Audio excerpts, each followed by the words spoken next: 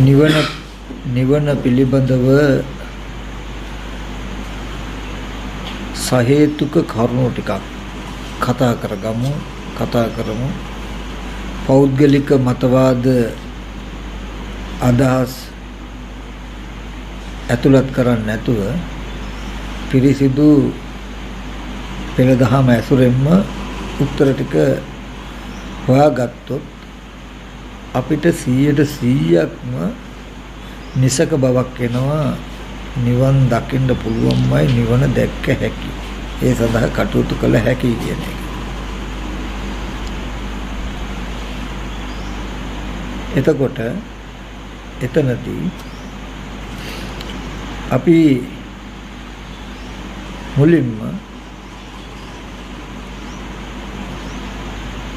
කතා කට යුතුයි.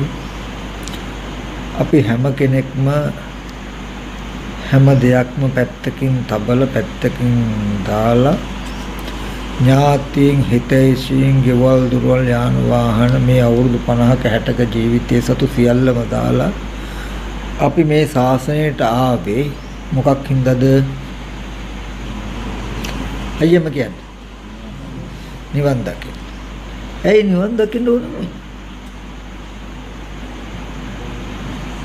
මොකක් හරි දෙයක් ලබා ගන්න හෝ යමක් කරන්න මොකක් හරි අවශ්‍යතාවයක් තියෙන්න බෑනේ. ඇයි අපි නිවන් දකින්න මෙච්චර උත්සාහවත් වෙන්නේ?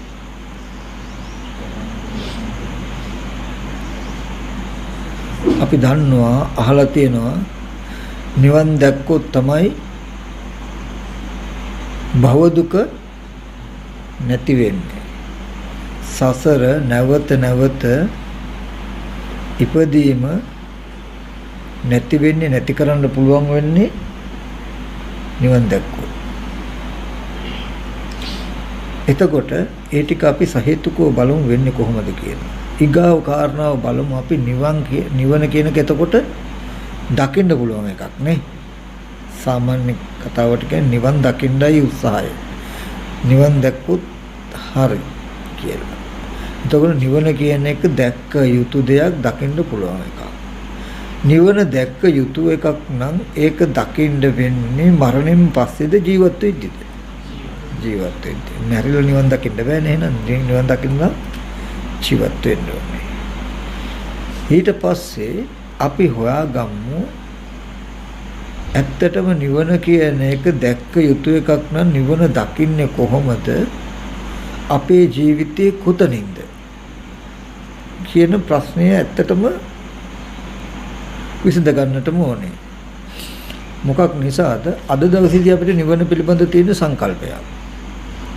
සීලයක පිළිපදලා සමාධිය ඇති වෙන සමතකමටහනක් වඩලා අරමුණු අනිත්‍ය හැටියට, දුක් හැටියට, අනාත්ම හැටියට, අසුභ හැටියට මොන විදියට බලමින් නැත්නම් විචාරණා කරමින් හිටියොත් මේ විදියට සීල සමාධි ප්‍රඥා කියලා අපි දන්න විදියට අර්ථ දක්වපු තියාගෙන ඉන්නේ අපි ත්‍රිශික්ෂාවේ හැසිරුණු නිවන් දකි කියලා. සීලයක පිළිපදලා සමතකමටහනක් වඩලා විදර්ශනා කරනවා. මේ ටික කරගෙන යනකොට නිවන් දකි කියලා. එතකොට නිවන තාම අපිට සංකල්පයක්.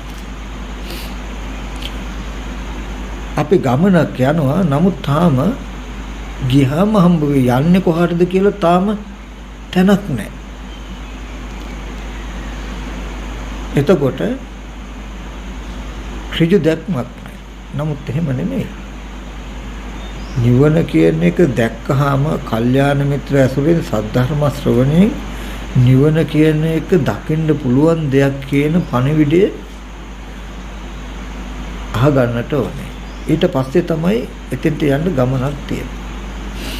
එහෙනම් බුදුරජාණන් වහන්සේ නිවන් දැකීමට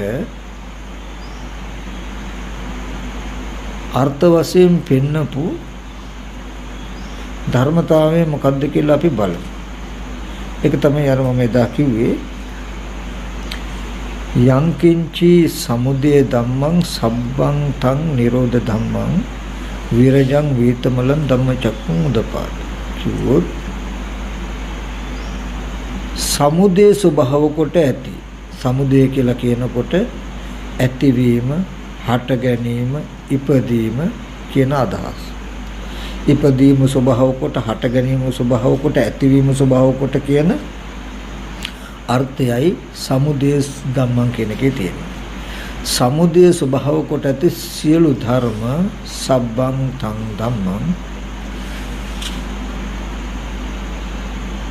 සබ්බන්තං ඒ සියල්ල නිරෝධ ධම්මං. නිරෝධ වෙන ස්වභාවයෙන් යුක්තයි. නිරෝධය කියලා කියන්නේ ක්ෂය වෙනවා, වැය වෙනවා, නැති වෙනවා කියන අදහස. ඇතිවීම ස්වභාව කොට ඇති හැම ධර්මයක්ම නැති වෙන ස්වභාවයෙන් යුක්තයි. නැත්නම් නැති වෙනවා කියලා, ඇති වෙන හැම දෙයක්ම නැති වෙනවා කියලා දැක්කොත් අන්නේ දැකීමටයි නිවන් දැකීම කියලා කියන්නේ. නිවන දැක්ක කියන්නේ. ඇයි ඒ ඇති වෙන හැම දෙයක්ම නැති වෙනවා කියලා දැක්කොත් ඒ දැකීමට කියනවා විරජං වීතමලං ධම්මචක්කු. කෙලෙස් රජස් නැති, කෙලෙස් මල නැති දහම් ඇහැ කියලා. ඒ දහම් ඇහැට කියනවා, දහම් ඇහැ පහළ වුණාම කියනවා චක්කුං උදපාදි ඥානං උදපාදි, චක්කුං උදපාදි පඤ්ඤා උදපාදි, ඥානං උදපාදි, විද්‍යා උදපාදි, ආලෝක උදපාදි. ඒ ධම්ම ඇහැ පහළ වුණාම ධම්මස පහළ වුණා, ඥානෙ පහළ වුණා, ප්‍රඥාව පහළ වුණා, ආලෝකේ විද්‍යාව පහළ වුණා, ආලෝකේ පහළ වුණා කියලා කියනවා. විද්‍යාව යම් කලක පහළ වුණොත් විද්‍යා උපාද අවිද්‍යා නිරෝධ, අවිද්‍යාව නිරුද්ධ වෙනවා. අවිද්‍යාව නිරෝධ සංකාර නිරෝධ. අවිද්‍යාව නැති වුණොත් කර්ම ක්ෂය වෙනවා කියන එක ඉබේමයි වෙන්නේ. සංඛාර නිරෝධ විඥාන නිරෝධ. සංඛාර නිරෝධයෙන් විඥානේ නිරුද්ධ වෙනවා කියලා කියන්නේ මත්තු ප්‍රතිසන්දියට යන්න තියෙන හේතු නැහැ. විඥානේ නිරුද්ධ වුණොත් ඉපදින්නේ නැහැ. ඉපදෙන්නේ නැත්තම් මත්තේ ජරා මරණ ශෝක පරිදේ දුක්ඛ දොමන සුපායාස නිරුද්ධಂತಿ. නිරුද්ධ වෙනවා. එතකොට අපි දැන් හටගත්ත හැම දෙයක්ම ඉතුරු නැතුව නැති වෙනවා කියලා දකින දර්ශනයටයි නිවන් දැක්කා කියලා කියන්නේ. ඒ දර්ශනේ නිවන නිසා නෙමෙයි. නිරෝධ නිබ්බාන. ඒ නිරෝධයයි නිවන සාක්ෂාත් කරවන්නේ. නූපදීම අනුත්පාද බව ලැබෙන්නේ ඒ නිසා. ඒ නිසා මේ අපිට කරන්න තියෙන්නේ මේ දර්ශනයේ තියෙන තැනට යන්න විතරයි.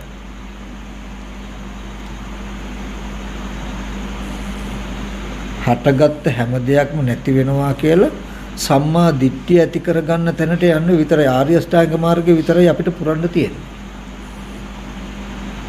ඒ ටික කරනකොට ඇති වෙන විමුක්තියක් තියෙන, විමුක්ති ඥාන දර්ශනයක් තියෙන, අසංකතේ සාක්ෂාත් වීමක් තියෙන එක මේ ආර්ය අෂ්ටාංග මාර්ගය නැමැති දර්ශනයක් පුරපේකේ ප්‍රතිඵලයක් වෙනවා. නමුත් අපිට ඒ තැන දක්වා කටයුත්තක් නැහැ. අපිට තියෙන්නේ හටගත්ත හැම දෙයක්ම නැති වෙනවා කියලා දකින්න තැනට මනස අරගෙන යන එක විතරයි. එතකොට නිවන් දැක්ක කියලා කියනවා ඊතුරු ධර්මතාවයන් අරබය අසංකතේ සාක්ෂාත් වීම සඳහා මතු නූපදීම සඳහා අමුතෙන් කටයුතු වැඩපිළිවෙලක් නැහැ. ඒකයි මත්තේ කටයුත්තක් නැහැ. එතන ගියාම නාපරංගිත්තත්තාය. මත්තේ කටයුත්තක් නැහැ. ඒකයි එතන තියෙන ප්‍රධාන ලක්ෂණය. කටයුත්ත කළා මත්තේ කටයුත්තක් නැහැ කියන સિદ્ધාන්තය සිද්ධ වෙනවා. හරි. එතකොට දැන් අපි දැක්ක නිවන් දකිනවා කියලා කියන්නේ සමුදය ස්වභාව කොට ඇති සියලු ධර්මයේ නිරුද්ධ වෙන ස්වභාවයෙන් යුක්තයි කියලා හටගත්ත හැම දෙයක්ම නැති වෙනවා කියලා දකින්නට ඕන. ඊගවට අපි දැන් යන් ඊගව ප්‍රශ්නෙට. දැන් නිවන කියන එක දැක් පැහැදිලි හටගත්ත හැම දෙයක්ම නැති වෙනවා කියලා දකින්න ඕනේ. ඊගව ප්‍රශ්නෙට යන් දැන් අපි මොකද්ද? එහෙනම් සමුදය ස්වභාව කොට ඇති ධර්ම කියන්නේ මොනවද? සහේතුක එකින් එකට එමු. සමුදය ස්වභාව කොට ඇති ධර්ම කියන්නේ මොනවද? සංයුත්ත නිකායේ 4 වෙනි කාණ්ඩේ ජාති ධම්ම වර්ගයේ තව ගොඩාක් තියෙනවා. නම් සහේතුකවම ඔයගලන්ට මම මේ ටික පෙන්නන්නේ. මහණෙනි නුඹලට සමුදය ස්වභාව කොට ඇති ධර්මතා දේශනා කරන්න. ඒක මනාව අහන්න. මහණෙනි මොකද්ද සමුදය ස්වභාව කොට ඇති ධර්ම? ඇතිවීම ස්වභාව කොට ඇති, හට ගැනීම ස්වභාව කොට ඇති, ඉපදීම ස්වභාව කොට ඇති ධර්ම මොනවද? එතකොට බුදුරජාණන් වහන්සේ පෙන්නනවා ඇහැ සමුදය ස්වභාව කොට ඇති ධර්මයක්. රූපය, චක්කු විඥානය, චක්කු සම්පස්සේ නිසා උපන්න සැප වේදනාවක්, දුක් වේදනාවක්, උපේක්ෂාවක් වේදනාවක් මෙන්න මේ ධර්මතාව සමුදය ස්වභාව කොට ඇති ධර්ම. ඒ විදිහටම කෙටි කරලා ගන්න කන මුල් කාරණාව කරගෙන ගහනේ නාසය මුල් කාරණාව කරගෙන දිව මුල් කාරණාව කරගෙන කය මුල් කාරණාව කරගෙන මනස මුල් කාරණාව කරගෙන උපදින චිත්තජයසික ටිකත් ඒ ආයතන ටිකත් මේ සියල්ලම අයිති මොකද්ද සමුදය ස්වභාව කොට ඇති ධර්මය හැටියට. එහෙනම් ඕගොල්ලන්ට නිවන කියලා කියන්නේ මේ ස්පර්ශ ආයතන හයම හේතු නිසා හටගෙන හේතු නිරුද්ධෙන් නිරුද්ධ වෙනවා කියන එක දකින්නට ඕනේ. අන්න ඒ දැකීම තිබුණොත් අන්නේ දර්ශනයට කියනවා කෙලෙස් රජස් නැති, කෙලෙස් මල නැති, කෙලෙස් දුරු නැති පිරිසුදු ධම්ම නිවන් දැක්ක කියලා. නිවන් දැක්කොත් තියෙන ප්‍රධාන ලක්ෂණයක් තමයි භව දුක නැති වෙනවා. හරි, දැන් සමුදය ස්වභාව කොට ඇති ධර්ම කියන එකත් අපි ඉගෙන ගත්තා. දැන් බලමු ඇත්තටම අපිට අද දවසේදී නිවන පෙනෙනවද නැද්ද කියලා. උන්වහන්සේලා ඇහෙන් මොනවා හරි දෙයක් රූපයක් දැක්කොත් අහකට යනකොට දැකපු රූපය ඉතුරු නැතුව නිරුද්ධ වුණා කියලා පේනවද? දැකපු දේ ඇති බවට තේරෙනවද? මොකද වෙන්නේ? ඇති බවට තේරෙනවා. එහෙනම් දකින හැම දෙයක්ම හටගෙන නිරුද්ධ වෙන ස්වභාවයෙන් යුක්ත වුණාට ඒ නිරෝධ වෙන ස්වභාවය අපිට පෙනිලාද? ඒ කියන්නේ අපිට එහෙනම් නිවන පෙනෙන්නේ නැහැ. දකින හැම දෙයක්ම ඇති බවට එකතු වෙනවා. දකින රූප ටික ඇති බවට එකතු වෙලයි අපිට ඇහැ හදලා තියෙන්නේ, කන හදලා තියෙන්නේ කියලා දන්නවද? දකින රූපේ එකතු වෙන ගානේ රූපය දැකපු ඇහත් එකතු වෙලා, ඒ චක්කු විඥානයත් එකතු වෙලා, ඒ ස්පර්ශයෙන් උපන්න වේදනා සංඥාත් එකතු වෙලා. රූපයක් පේනවද ඇහැ නැතුව? රූපයක් පේනවද චක්කු විඥානය නැතුව? රූපයක් පෙනෙනවද චක්කු සම්පස්සේ නැතුව?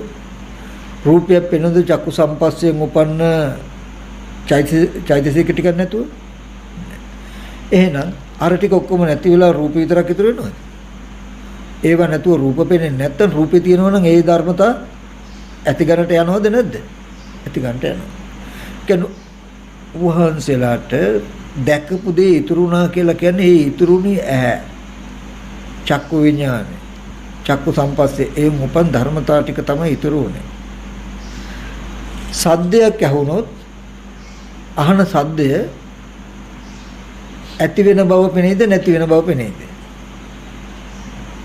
ඒක නම් කියයි හඬන නැති වෙනවා කියලා පෙනෙනවා කියලා. එක ආයතනයක් විතරක් නැති වෙන බව පෙනෙන්නේ. ඇති වෙනවා නම් හැම ආයතන ටිකම ඇති වෙනවා, නැති වෙනවා නම් එක ආයතනයක් නැති වුණොත් අනිත් හැම ආයතනයක්ම නැති වෙනවා. සද්දය තුලත් වෙන්නේ එහෙමයි. අපි කියමු සද්දය එහෙම අපිට නැති වුණා නම් මේ ලෝකේ තරහ ගන්න, අමනාප වෙන්න, බනින්න හේතු ඉතුරු වෙන්නේ නැහැ. අපි කියමු කවුරු හරි දැක්කොත් එදා මට අර වචන කිව්වන් අර කෙනා තමයි කියලා බලලා අපිට තරහ ගන්න පුළුවන්ද බැයිද? පුළුවන්. එහෙනම් කියපු දේ අපිට නිරුද්ධ වෙලාද? අහුණු දේ නිරුද්ධ වෙලාද? නිරුද්ධ වෙලා නම් ඒ කියපු දෙයට නිමිත්තක් ලෝකේ තියෙන්න පුළුවන්ද? අහවල තමයි කිව්වේ. කියලා කියපු දේ පෙන්වන්න පුළුවන්කම තියෙන කියපු දෙයට ලෝකේ තාම අයිතිකමක් තියෙන කියපු දෙයට තැනක් ඉතුරුයි නම් ඒ ඇහිච්ච ශබ්දයට අයිති තැනක් ඉතුරුයි නම් සද්දේ නැති වෙලාද නැහැ. ඒ වගේම ගන්ධයක් ගත්තොත් මානෙල් මල් සුවඳ පිච්ච මල් සුවඳ කිව්වොත් ඒ බඳු සුවඳවල් ඔබ වහන්සේලාට මේ ලෝකේ තියෙනවද නැද්ද? හොයාගෙන යන්න බෑද පිච්ච මල් සුවඳ? පුළුවන්. රසක් ගත්තොත් ලුණු රස, පැණි රස, සීනි රස, අඹ රස, දහි රස කියලා ගත්තොත් ඒ රස විඳලා ඒ බඳු රසවල ඔබ වහන්සේලාට තියෙනවද නැද්ද? තියෙයි. කයට මොන හරි දෙයක් ස්පර්ශ වුණොත් අහවල් වස්තුවයි මගේ කයට හැපුණේ, අහවල් කටුවයි ඇහෙන්නේ, අහවල් කෙනාගේ ඇඟේ හැපුණේ කියලා ඒ තැන් ඒ ස්පර්ශ වෙච්ච සිද්ධාන්තයන් තියෙනවද නැද්ද? තියෙනවා. හිතින් මොන හරි දෙයක් ඕගොල්ලෝ හිතුවොත් හිතන දේවල් හිතට සිහි වෙන අය සිහි වෙන දේවල් ලෝකේ තියෙනවද නැද්ද? තියෙනවා. එහෙනම් ස්පර්ශ ආයතන හයේම ඇත්ත තමයි සමුදය ස්වභාව කොට ඇති ධර්මයක්. ඒ හැම දෙයකම ඇත්ත තමයි නිරුද්ධ වෙන ස්වභාවයෙන් යුක්තයි. නමුත් හටගත් ඒ හැම දෙයක්ම නිරුද්ධ වෙන ස්වභාවයෙන් යුක්තයි කියලා අපිට පෙනෙන්නේ නැහැ. ඒ වෙනුවට පෙනෙන්නේ මොකක්ද? ඇති බවට. එහෙනම් අපිට නිවන පේනවද? අපි නිවන් දැකලාද නැද්ද කියලා එහෙනම් දැන් අපිටම හොයාගන්න පුළුවන්. අපි කවුරුවත් තාම නිවන දැකලා නැහැ කියලා අපිට සාක්ෂියක් කාගෙන්ද? අපෙන්ම. ඇයි නිවන දැක්කනම් හටගත්ත ආයතනය නිරුද්ධයි කියන එක දැක්ක යුතුයි පෙනෙන්නට ඕනේ. නමුත් අපේ ජීවිතේ අපිටම සාක්ෂියක් හටගත්ත හැම දෙයක්ම නිරුද්ධයි කියන එක පේන්නේ නැහැ. පෙනෙන්නේ මොකක්ද? සමුදය ස්වභාව කොට ඇති ධර්මයේ සමුදය ස්වභාවයෙන්මයි. ඇතිවීම ස්වභාව කොට ඇති දේවල් ඇති වෙච්ච බව තමයි අපිට තේරෙන්නේ. හරි, දැන් ඔන්න මේ ප්‍රශ්නෙත් විසඳගත්තා. ඒ කියන්නේ දැන් ඔන්න නිවන් දැක්කේ නෑ තාම කියලාත් පැහැදිලි. නිවන දන්නවා අපි. නිවන දැක්ක යුතුයි. දැක්ක යුතු නිවනත් මේක. ඒ නිවන දැන් අපිට පේන්නේත් නෑ තාම කියලා අපේ ජීවිතෙන්ම අපිට සාක්ෂි. මේ මම පෙලින්මයි ගේන්නේ. එකක්වත් නැතුව පෙළ දහමින්මයි මේ ගේන්නේ. ඊට පස්සේ දැන් බලමු නිවන නොදකින්න හේතුව මොකක්ද? නිවන පේන්නේ නැත්තම් ඒකටත් හේතුවක් තියෙන්න එපේ. හැම එකකටම මොකක් හරි උත්තරයක් තියෙන්න ඕනේ.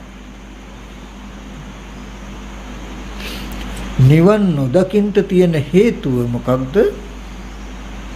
නිවන නොදැක්කොත් ඇති වෙන එකම එක දෙයක් තියෙන්නේ මොකද්ද? භවය. භවය තිබුණොත් නිවන නැහැ. නිවන් දකින්නේ නැහැ. නිවන් දැක්කොත් භවයේ හිටින්නේ නැහැ. නිවනයි භවයයි කියන දෙක එකට තියෙන්නේ නැහැ. අඳුරයි ආලෝකයයි දෙක එකට නැහැ වගේ. ආලෝකේ තියෙන තැන අඳුර නැහැ. අඳුර තියෙන තැන ආලෝකේ නැහැ වගේ. නිවන් දැක්කොත් භවය නැහැ. භවය තිබුණොත් නිවන නැහැ. ඒ නිවන නොදකින්න හේතුව භවය. භවය කියලා කියන්නේ මොකක්ද? දැන් ඒක තේරුම් ගන්න ඕනේ. භවය කියලා කියන්නේ ඔබ වහන්සේලා යමක් සිහි කරනකොට මේ සිහි කිරීම කෙලෙස් නෙමෙයි, මතකයේ කෙලෙස් නෙමෙයි. සිහි කරන එක රහතන් වහන්සේලාටත් කළ හැකියි. මතක් කරන එක මතකයේ රහතන් වහන්සේලාටත් තියෙයි. නමුත් යම් අරමුණක් සිහි කරනකොට සිහි කරන සිද්ධිය තුල තමන් සිහිනුවණින් නොසිට ඒ සිහි කිරීමත් එක්කම හිත බාහිර ආයතන පැත්තට නැඹුරු වෙන කමක් තියෙනවනේ. බාහිර තියෙන දෙයක් ඉන්න කෙනෙක්වයි සිහි වෙන්නේ කියලා සිතෙන් අරමුණක් සිහි කිරීමත් එක්කම භවයට පමුණවන ගතියට ඒකයි චේතනා භව සිතෙන් තමයි භවයට පමුණවන්නේ බාහිරයට හිත නැඹුරු කරවන ගතිය අපි කියන්නේ කුටිය කියලා සිහි කළොත් සිහි කරන සිතෙන් දැන් වර්තමාන චිත්තචෛසික ටිකකින් දැකපු රූපයක් සිහි කරගන්න. සිහි කිරීම සති කියන චෛසිකයේ හැකියාව.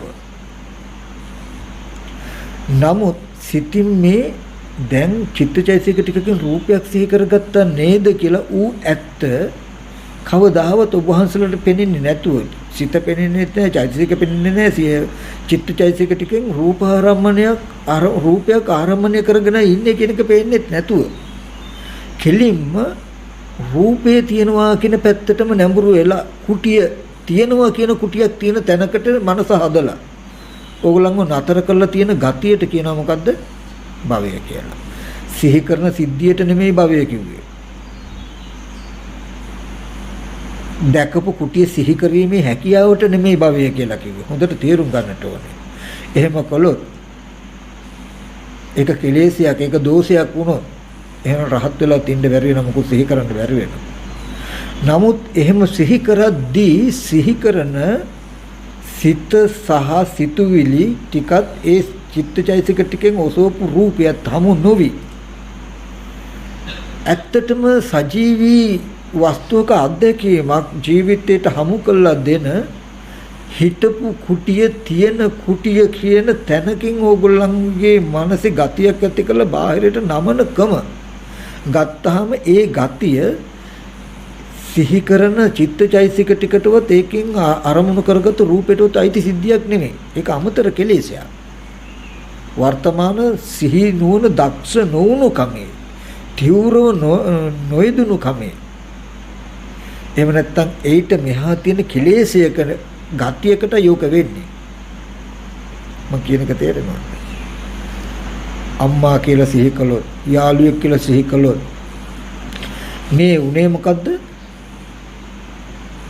වර්තමාන සිත සහ සිතුවිලි කියන දෙකේ උපකාරයෙන් අතීත ආරම්මන අතීත රූපයක් අරමුණු කරගත්තා හැබැයි වර්තමාන සිත් සිතුවිලි දෙකෙන් මේ රූපය කරමුණු කරගත්තා කියන සිද්ධිය ඕගලන්ට පේන්නේ නැතුව අසුරු කළ කෙනෙක් දැකපු කෙනෙක් හිතපු කෙනෙක් හම්බ වුණා සිහි වුණා කියලා පුද්ගල භාවයත් එක්ක බාහිරයට පමුණුවන සිහි වෙන අරමුණක් ගානේ බාහිරයට පමුණුවන ගතියෙන් දකින්න භවය කියන එක. එතකොට සිහි කිරීමත් නෙමේ දෝෂේ සිහි වීමත් නෙමේ දෝෂේ මතකෙත් නෙමේ දෝෂේ. උදේ දාන වැළඳුවනේ. උදේ දානේ වැළඳුවම පාත්‍රයේ තිබුණු දේවල් දැන් සිහි කරන්න බැයිද? පුළුවන්. දැන් ඒ බඳු දානි පාත්‍රයක් තියේද කොහෙවත්? නැහැ. නැති වුණාට සිහි කරනවා කියන දේ හිතට කරන්න බැරි නෑ. කොහොමත් එහෙමමයි.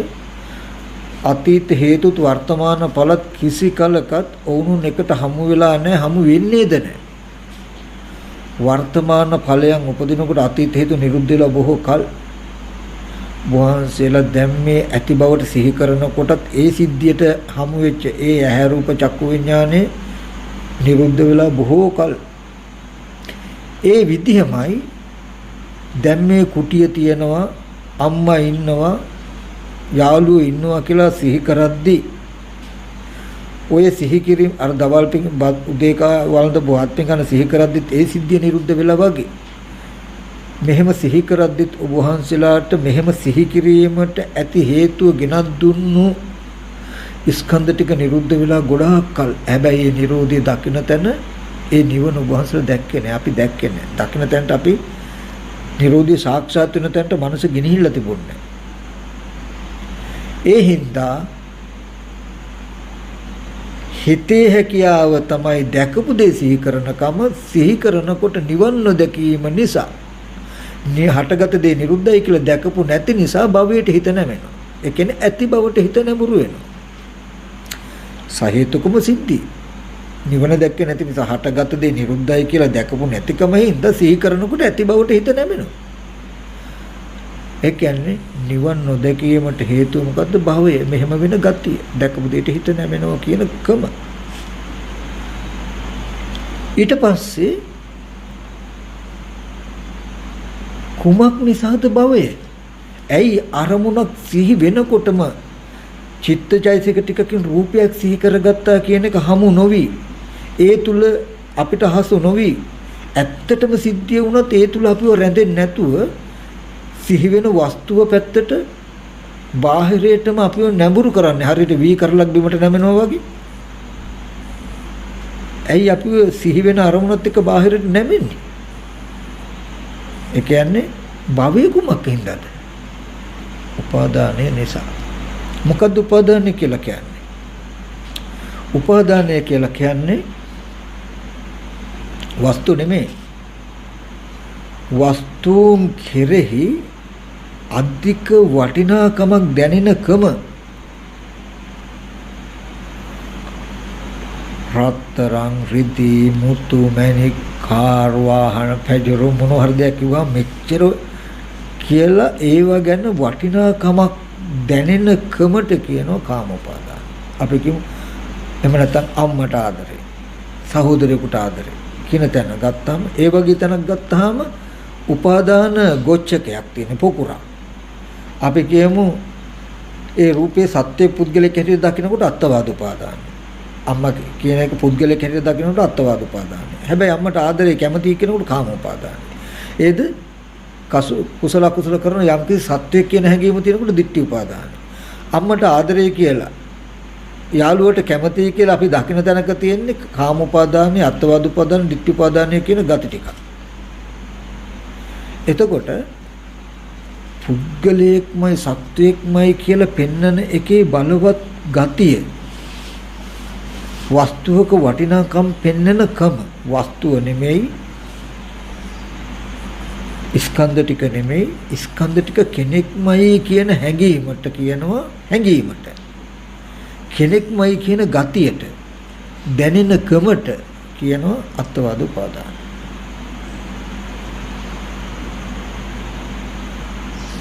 වස්තු වටිනාකම දැනෙන, ගොඩක්ම වටිනාකම දැනෙන. ඉවත් කරන්න ගියොත් දැන් අපි කියමු අම්මා කෙනෙකුයි දරුවෙකුයි බොහෝම ආදරෙන් හිටියොත් දෙන්නම අයින් කරලා ඉවත් කරන්න හැදුවොත් දරුවා අම්මගේ පැත්තට අද්දික් කරගෙන කෑ ගහනවා. අම්මා දරුවගේ පැත්තට අද්දික් කර කෑ ගහනවා කියන්ට ඕම බලෙන්ම අයින් කරන්න වෙන්නේ ඇයි? බැඳීම.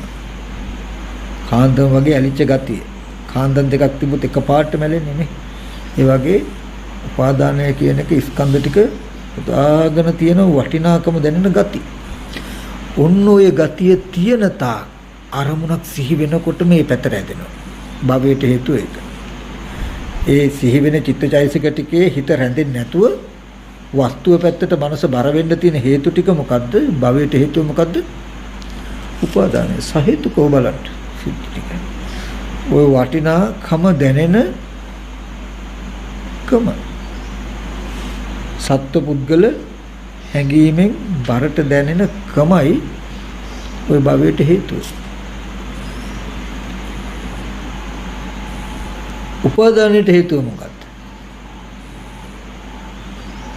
තණ්හාව.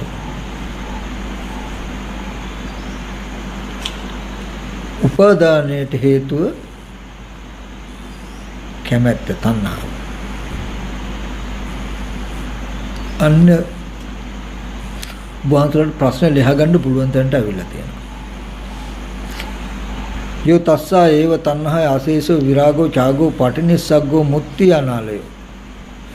ඒ තුන් ආකාර තණ්හාවගේ ඉතුරු නොකොට නැති කිරීමක් තියෙනනම්, අත්හැර දැමීමක් තියෙනනම්, ගියා දැමීමක් තියෙනනම් අන්න ඒකට කියනවා නිරෝධය කියලා. මොකද තණ්හා නිරෝධෝ උපාදාන නිරෝධෝ. තණ්හාව ඇති නොවන විදිහේ වැඩපිළිවෙලක් කරන්න පුළුවන් නම් කළොත් වටිනාකම දැනෙනකම වෙහෙසක් නැතුව ටික ටික ගෙවෙනවා. මේ සත්‍යය පුද්ගලයමයි කියලා රූප ටික ওই විදිහට පෙන්වනකම ගෙවෙනවා. රූප ගෙවෙන්නේ නැහැ. වස්තු ගෙවෙන්නේ ඒ වස්තුන්ගේ වටිනාකම දැනෙනකම ගෙවෙනවා. මම ඊයේ රාත් මතක් කළේ පාරේ අසුචි ටිකක් තිබුණොත් ටක් ගාලා අපි ගන්නවද? ගඳයි අසුචි ගන්නවද? නෑ. ඇයි වටිනාකම දැනෙන්නේ?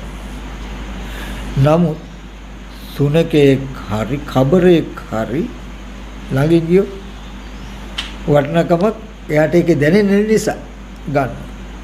හොඳයි.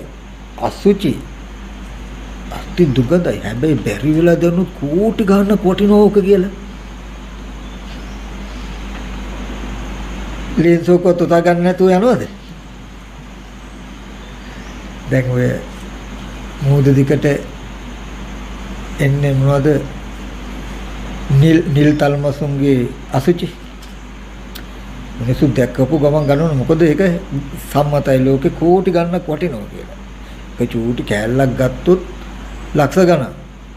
ඉතින් ඒ වගේ දෙයක් ගත්තොත් ටග්ගල උතාගෙන යනවා. ඒ වගේ අර ටිකේ වටිනාකම දැක්කොත් උතාගෙන යනවා. ඒ වගේ අන්නේ වටිනාකම පෙනෙන වැඩපිළිවෙලක් තියෙනවා ගෙවෙන. එහෙම නැතිනම් කවදාවත් මේ වටිනාකමත් එක්ක අද අපි හැමෝටම අම්මලා තාත්තලා නෑදෑයෝ කැසට් දෙක් ටීවීත් එක්කම නිවන් දකින්න තිබුණොත් හොඳයි වගේ තැනකින් ඒව දාලා යන්න බෑ වගේ තැනකින් තියෙන්නේ මොකද? ඒවේ වටිනාකම් දැනෙනකම හින්දා. වටිනාකමක් දැනෙනකම අතහැරුණොත්, ගෙවුණොත් ওই ද්‍රව්‍ය කාරණා අරගෙන යන්න ඕනේ. ඕවා තිබීමම දුකක් හැටියට තේරෙයි. එතකොට මේ වටිනාකම තණ්හාව නැති වෙන වැඩපිළිවෙලක් කරන්න පුළුවන් නම් මම ඒකත් කියලා දෙන්නම්.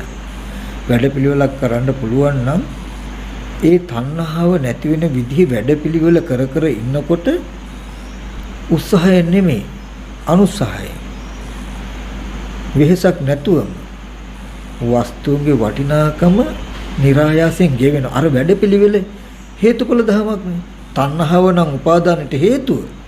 තණ්හාව නැති වෙනකොට උපාදානය නිරුද්ධ වෙනවා. වටිනාකම අඩු වෙනවා. කාම උපාදානය. කාම වස්තුන් කෙරෙහි බලවත් කාම ඡන්දයක් තියෙනවා නම්, කාම රාගයක් තියෙනවා නම්, කාම පිපාසයක්, කාම දැවිල්ලක්, කාම උත්සාහවත් ගතියක් තියෙනවා. ඒක සංසිඳෙනවා. මේ සත්වයේ පුද්ගලයෝ කියලා දැනෙන කමක් තියෙනවා නම් ඒව අඩු වෙනවා. උපාදානය අඩු වෙනකොට භව නිරෝධ සිහි වෙන අරමුණත් එක්ක බාහිර වස්තු පැත්තට මනස බර වෙන ගතිය નિરાයාසයෙන්ම අඩුයි. සිහි වෙන සිද්ධාන්තයත් එක්ක හිතලා කිරීම නෙමෙයි මේ කියන්නේ. નિરાයාසයෙන් ඔගොල්ලෝ ඉන්න එක අපිට විනාඩි 5ක් හිතලා හොඳට සිතුවිලි ටිකේ අවදියෙන් හිටිය හැකි. නමුත් එතන මේ පුද්ගල භාවයේ උත්සාහය අතරන ගමන් අතහැරෙනවා. නමුත් ඒකට කියනවා තදංග ප්‍රහාණය කියලා.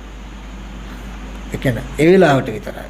නමුත් මේ සමුච්ඡේද ප්‍රහාණයක් ගැන මම කියන්නේ ස්වභාවිකම හැදීගෙන එන්න ඕනේ සිද්ධියක් කියන්නේ. සිත සිහි කරනකොට අරමුණ ආ සිහි කරන චිත්තචෛසික ටිකම නුවණයි. ඉබේම හිත බාහිර වස්තු කෙරේ වී කරලා නැමුණා වගේ නැමෙන්නේ නැහැ.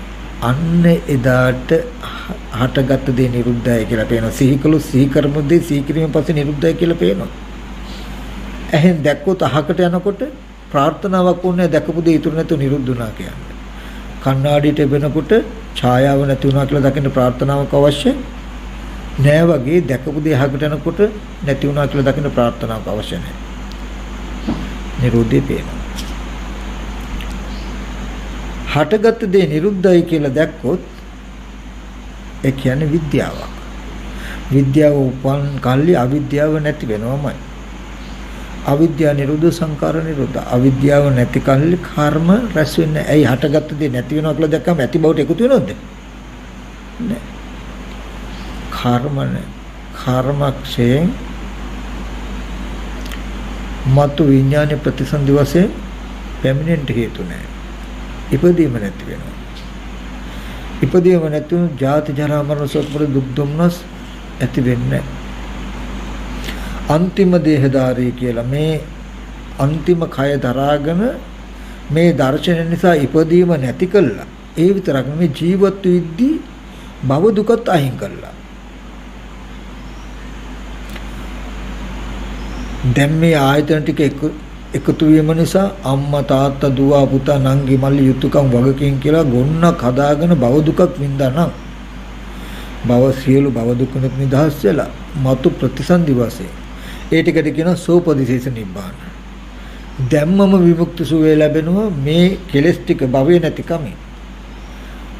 පිරුණම් ස්කන්ධ පරිනිර්වාණයේදී මතු නූපදීමේ කියන්නේ අනුපදිශේෂ පරිනිර්වාණ ධාතු සාක්ෂාත් වෙනවා.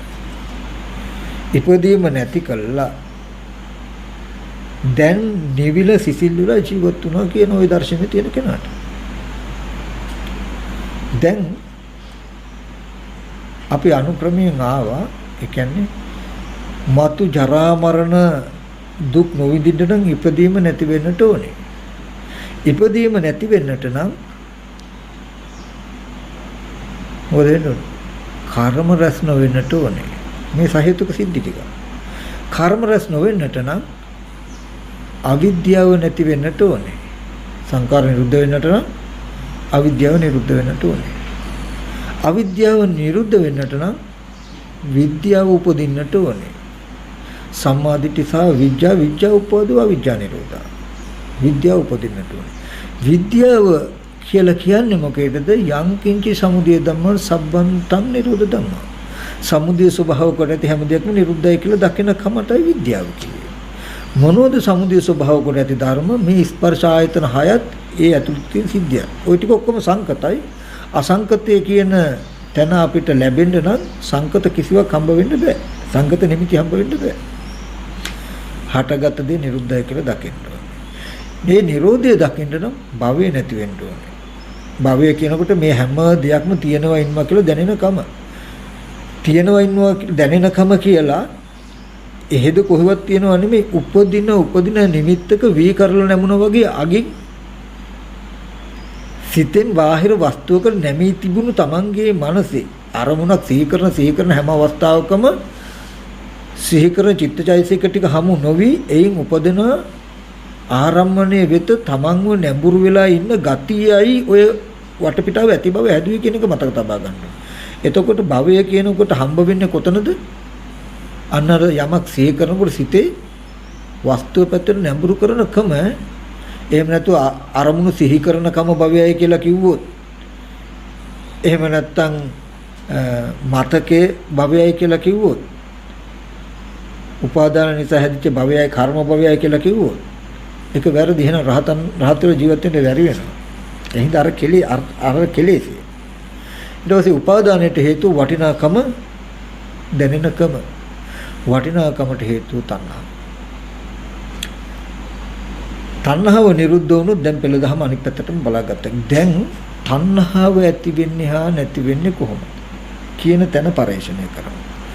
මෙතන කියලා දෙන්න ගොඩක් කරුණු තියෙනවා. නමුත් ඔබ වහන්සේට ගොඩක් කියලා තියෙනවා. මම කෙටි ක්‍රමයක් විතරක් කියලා දෙන්නම්. ඒක අර්ථ වශයෙන් දීර්ඝව හදාගන්න. ඇත්තටම ස්පර්ශ ආයතන 6න් පංච ආයතනය ගත්තාම චක්කු සෝත ගහන ජීවා කාය ගත්තාම අතිශයම පිරිසිදු වර්තමානයක් තියෙනවා. ඒ තුල රාග, ද්වේෂ, මෝහ නැ, කෙලෙස් නැ, ක්ලේශ අනුසයක්වත් නැ, අනාත්මයි. විපාක ටික.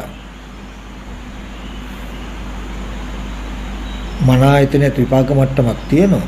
නමුත් මන ආයතනයේ කර්මද වෙනවා, ක්‍රියාද වෙනවා, විපාකද වෙනවා කියලා බෙදන්න වෙන නිසා ඒක නැතුව අර පහ විතරක් ගත්තේ. ඒක කිසි වෙලාවක එහෙම බෙදන්න අවශ්‍ය නැතුව තනි වචනෙන් තියෙන විස්තර ටිකක් ඔය. වර්තමානයක් පිරිසිදුමයි, කෙලෙස් නෑමයි. ඒ තුල අනර්ථකාරී කිසිවක් නැවත ප්‍රතිසන්දියට පමුණවන්න පුළුවන් කිසිවක් නෑ. හැම ඒ ස්කන්ධ ටික නිරෝධ ස්වභාව කොට ඇති ධර්මයමයි. සමුදය ස්වභාව කොට ඇති ආයතන ටිකේ එක ලක්ෂණයක් විතර තියෙනවා. සම්බන්තන් නිරෝධ ධම්ම. නිරුද්ධ වෙන ස්වභාවය විතරමයි තියෙන්නේ. ආපහු ඇති බවට හටගෙන කර්ම රැස් කරන ගතිය එවුව මුකුත් නැහැ. ඒ නිසා මේ තණ්හාව ඇති කිරීම හා නැති කිරීම සඳහා තියෙන වැඩපිළිවෙල තියෙන්නේ එක ආයතනයක් හරහා. මනෝ විඥාන සම්පස්සේ හරහායි මන ආයතනය හරහායි. කෙටියෙන් ගත්තොත් හිත රැක ගන්න විතරයි තියෙන්නේ. ඒකෙදි අපි කියමු දැන් පැය භාගයක් ඉඳගෙන ඉන්නවා කියන්නේ. ඉඳගෙන ඉන්නකොට මෙතන ක්‍රම දෙකක් තියෙනවා. මොකක්ද? උපදින සිතුවිලි වලට තමන් යට වෙනවද තමන් සිතුවිලි යට කරගන්නවද කියන ක්‍රම දෙකක් තියෙනවා. විතර්ක වලින් තමන්ව යට කරනවද තමන් විතර්ක යට කරනවද කියන සිද්ධිය. ඉඳගෙන පැය භාගයක් හිටියොත් පැය භාගයේ පුරාවට යම් තාක් දේ සිහි වෙයිද සිහි වෙන හැම එකක්ම ඔබ වහන්සේලාට ඇත්තම වුණොත් ඇත්තම වෙලා ඒකට ප්‍රතිඋත්තර බඳමින් හිටියොත් ඒ සිතුවිලි දක්ෂ වුණා ඔබ වහන්සේලාව යට කරන්න. හොඳට මතක තියාගන්න. ඒ සිතුවිලි ඇත්ත වෙලා සිතින් කියින් කිරින් කරනකොට ওই සිතින් කියින් කිරින් අතර තමයි ඔය තණ්හාව නිර්මාණය වෙන්නේ.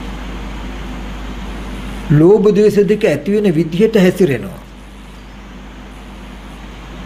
අපි කියමු කුටිය කියලා සිහි වුණොත් සිහි වෙච්ච එක ඇත්තමයි.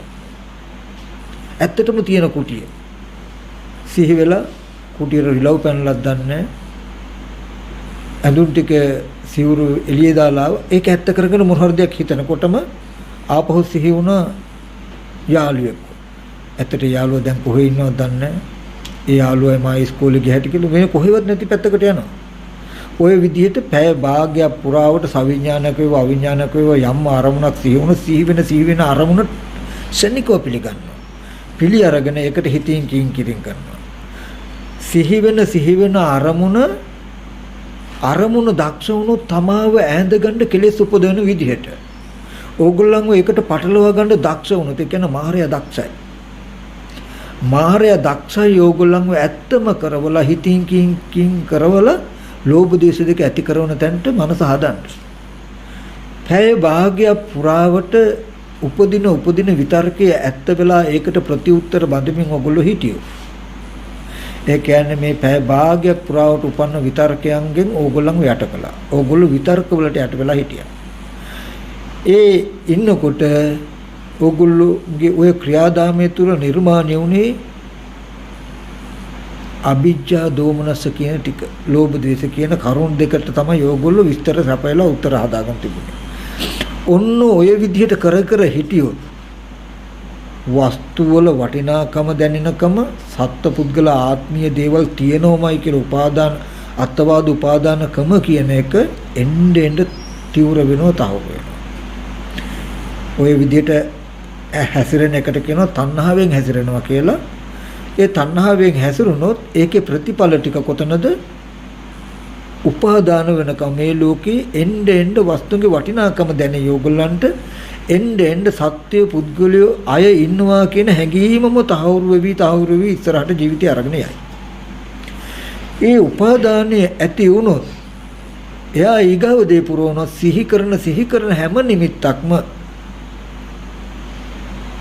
ඒ චිත්තචෛසික ටික ඕගලන්ට නොදක්වා වී කරලක් නමුනා සේබිමට භවයට ඕගලන්ගේ මනස නමුනවා. බාහිරයට මනස නමන ගතිය හැදේ. එහෙම හැදිලා සිහි වෙන අරමුණක් ගන්න එහෙම වෙච්ච එකේ ලක්ෂණය තමයි අනුරාධපුරයේ තියෙනවා මිනිස්සු ඉන්නවා සත්‍යය තියෙනවා පොලිසිය තියෙනවා ස්පිරිතාල තියෙනවා ගෙවල් දොරවල් තියෙනවා කියලා අද දැනෙන ගති. ඔන්න ඔය ගති ටික තිබුණොත් හටගත්ත දේ නිරුද්ධයි කියන එක පේන්නේ දකින හැම දෙයක්ම එකතු වෙයි. තමන්ගේ දකින අහන දේවල් ඇති බවටම තියෙන ශේස්ත්‍රය තියෙයි. ඒ විතරක් නෙමෙයි නොදන්නා නොදැක්ක දෙයක් දැනගත්තොත් හෝ දැක්කොත් ඒකත් ඔයගොල්ලන්ගේ විමානයට එකතු වෙනවා මිසක ඒකද නිරෝධය හම්බ වෙන්නේ නැහැ. ඒ විදිහට තිබුණොත් විද්‍යාව නැහැ අවිද්‍යාව තිබුණොත් සංකාර දැකපු අහපු දේවල් ඇති බවට කර්ම නිමිති රැස් වෙලා. සංඛාර තිබුණොත් විඥානයේ ප්‍රතිසන්දි ඉපදලා ජරා මරණ දුක. හැය භාග්‍ය පුරාවට උපදින විතර්කයේ ඇත්ත වෙලා උත්තර බඳපු එක විතරයි ඔයගොල්ලෝ කළේ. නතර වෙලා තියෙනවා ජාති ජරා මරණ ශෝක පරිදේ දුක් දුම්නස් වලට උරුමයි කියන තැන දක්වා තීන්දුව తీරණය ඇවිල්ලා තියෙනවා. තණ්හාව පිරෙන්නේ උපාදානීය පුරවලා, උපාදානීය පිරෙන්නේ භවයේ පුරවලා, භවයේ පිරෙන්නේ අවිද්‍යාව පුරවලා, අවිද්‍යාව පිරෙන්නේ කර්ම පුරවලා, කර්ම පිරෙන්නේ ජාතිය පුරවලා, ජාති පිරෙන්නේ ජරා මරණ පුරවලා ඇත. කුඩාලියක් දක්රන්නේ කුඩා කුඹරලියක්ද පුරවන්නේ ඊගාවලියක්ද පිරේ, ඊගාවලියක්ද පිරෙන්නේ ඊගාවලියක්ද පිරේ. මේ විදිහට යම්සේ කුඹරකට වතුර හරවන්නේද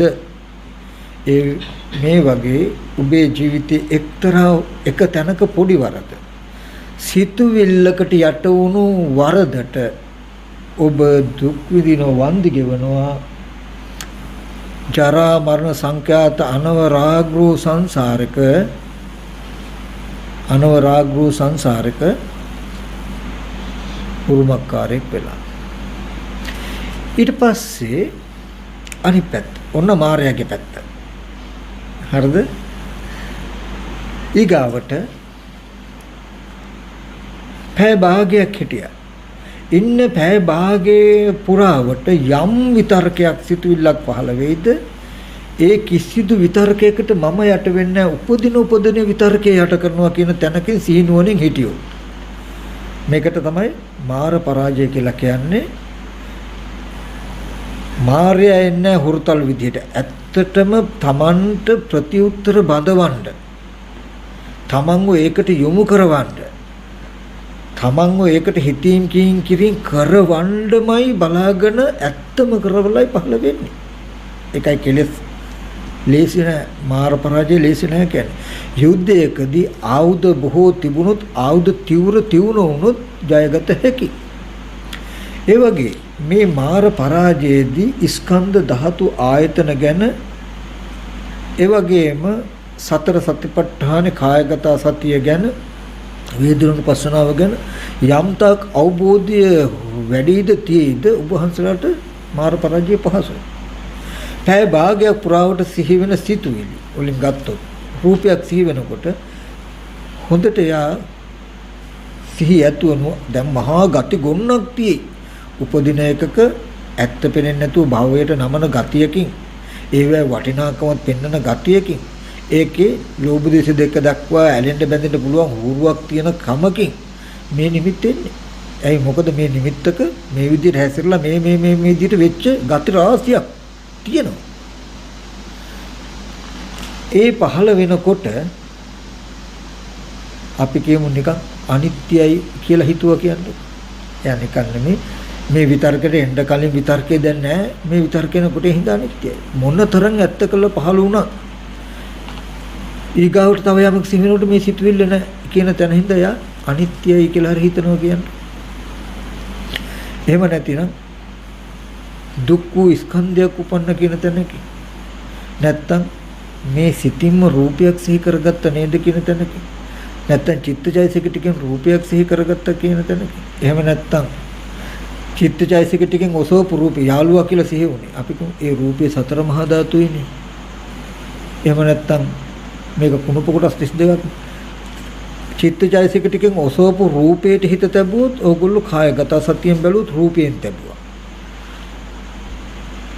නැත්තම් මේ සිතුවිල්ලක් නේ කියලා බැලුවොත් ස්කන්ධ ටිකේ චෛතසික ටිකට හිත තැබුවා. නෑ මේ Taman තුලම උපන්න සිතුවිල්ලක් සිතක්නේ, සිතින්නේ උපදවන්නේ කියලා බැලුවොත් විඥාන පස්සනාව. කුමන තැනකට හෝ හිත තබලා යෝනිසෝ මනසිකාරය කළොත්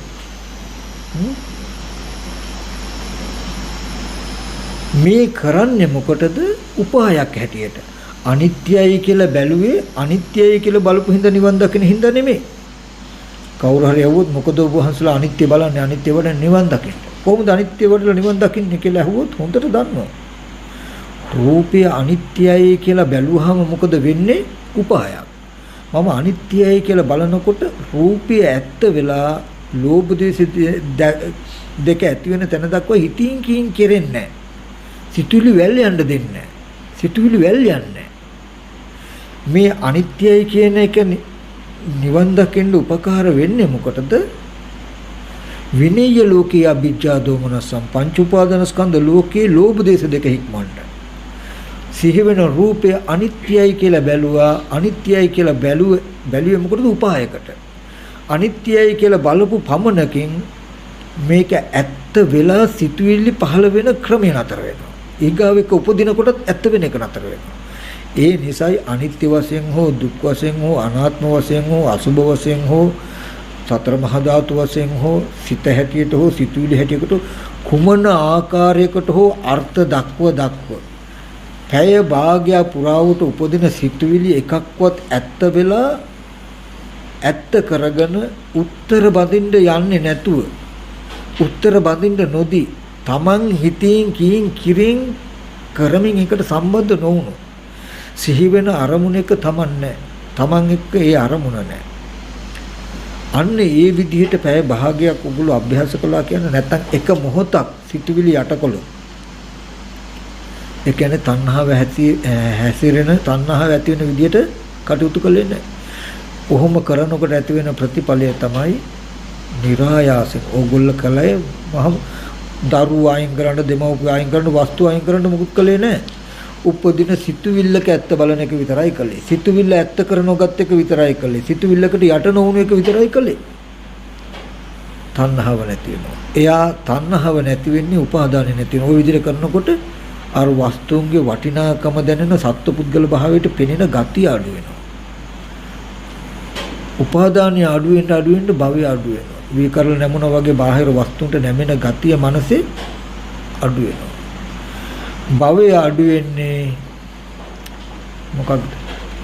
යංකින්ච සමුදය ධම්ම සම්බන්ත නිරෝධ ධම්ම. යමක් හේතු ප්‍රත්‍යයෙන් හටගන්නද සියල්ල හේතු නැති වෙනවා කියන දර්ශනය පෙනෙනවා. ඒකයි මේ ඕගොල්ලෝ උපදින විතර්ක ටික ඇත්ත කර නොගෙන ඒකට උත්තර බඳින්න නැතිව ඉන්නයි කටයුතු කළේ.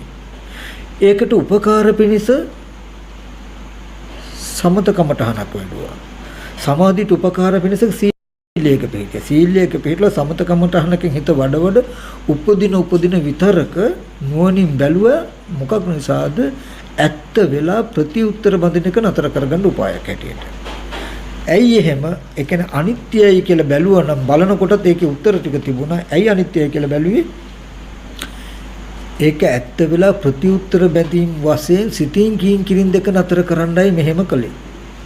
ඇයි ඒක නතර කරන්නේ? එහෙම කළාම විනය ලෝකයේ අභිජ්ජා දෝමනස ලෝභ දේශ දැඩි ලෝභයේ දේශ දෙක හික්මනවා මෙහෙම කරන්න. ඇයි ඔබ ලෝභ දේශ දෙක හික්මවන්න හදන්නේ? එතකොටයි උපාදානයේ වටිනාකම දැනෙනකම සත්පුද්ගල භාවයට දැනෙනකම ගෙවෙන්නේ එතකොටයි. ඇයි උපාදානය අයින් කරන්නේ? අරමුණත් එක්ක භවයට නැමෙනකම අඩු වෙන්නේ එතකොටයි. ඇයි භවය අයින් කරන්නේ? එදාටයි හතරගත දේ නිරුද්ධයි කියලා නිරෝධය දකින්නේ. ඇයි නිරෝධයට බලන්නේ? එහෙම වුණොත් ඇති බවට කර්ම නිමිති රැස් වෙන්නේ. ඇයි කර්ම නිමිති අයින් කරන්නේ? එහෙම වුණොත් මතු ප්‍රතිසන්දියට යන්නේ. ඇයි ප්‍රතිසන්දි නවත්තන්නේ? ජරා මරණ දුක නැහැ. නිරෝධය මොකටද? නිවනට, මතු නූපදීමට, අනුත්පාද බවට, නොහට ගන්න කමට. නිරෝධෝ නිබ්බාන. නිවන සාක්ෂාත් කිරීම සඳහායි මේ නිරෝධය. ඒ නිසා මේ නිරෝධයට කියනවා නිවන කියලා. රාගක්ඛයෝ, දේශක්ඛයෝ, මෝහක්ඛයෝ නිබ්බානං කියලා කියන්නේ. මොකක් නිසාද? එතෙන්ට පැමිණියට පස්සේ සාක්ෂාත් වෙන නිසා. මේ දර්ශනයට පිරිසිදු කෙලෙස් රාජස් කෙලෙස් මල නැති දහම් නැහැ කියලා කිව්වේ ওই තැන දක්වා විතරයි අපි කටයුතු කරන්න ඕනේ. හටගත් දේ නිරුද්ධ වෙනවා කියලා දකින්න එකට කියනවා දර්ශනයට නිවන් දැක්කා කියලා. ඒ සිද්ධියෙන්මයි නිවන පිරුනේ සාක්ෂාත් උනේ නිසා. ඒ නිසා අන්තිමට උත්තර දෙකක් තියෙයි.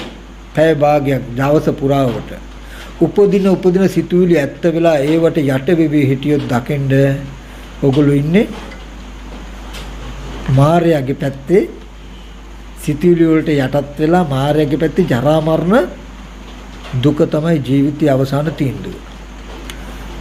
උපදින විතරක යට කර හිටියොත් බුදුරජාණන් වහන්සේගේ පැත්තේ නිවන තමයි අජරාමර බව තමයි නිෂ්ඨාව කියලා දන්නවා. දැන් ඕගලන්ටම තීරණය කළ හැකි මම දවසේ වැඩි වාර ගණනක් මාර්ගයේ පැත්තට යනවද බුදුරජාණන් වහන්සේගේ පැත්තට යනවද කියලා.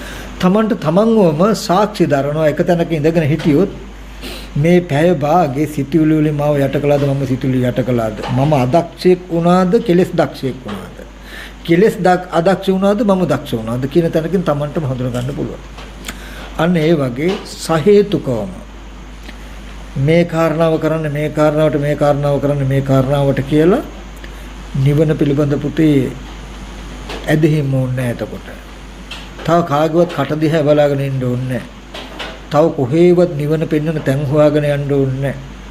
තමන් තුලම නිවීම හදාගන්න පුළුවන් මේ දර්ශනයෙන්. ඒකට දෝෂෙ මේකයි. ඒ දෝෂය අයින් කරන්න මේක කළ හැකියි කියලා සහේතුකම තේරුම් ගන්න. තේරුම් ගත්තාම මටත් නිවන කියලා දෙන්න. නිවන කියලා දෙන්න. නිවන් දකින බණ අහන්න පුළුවන් අතෙන්ට ගියාම අතන කෙටි දර්ශනය කියලා එහෙම යන්න ඕනේ.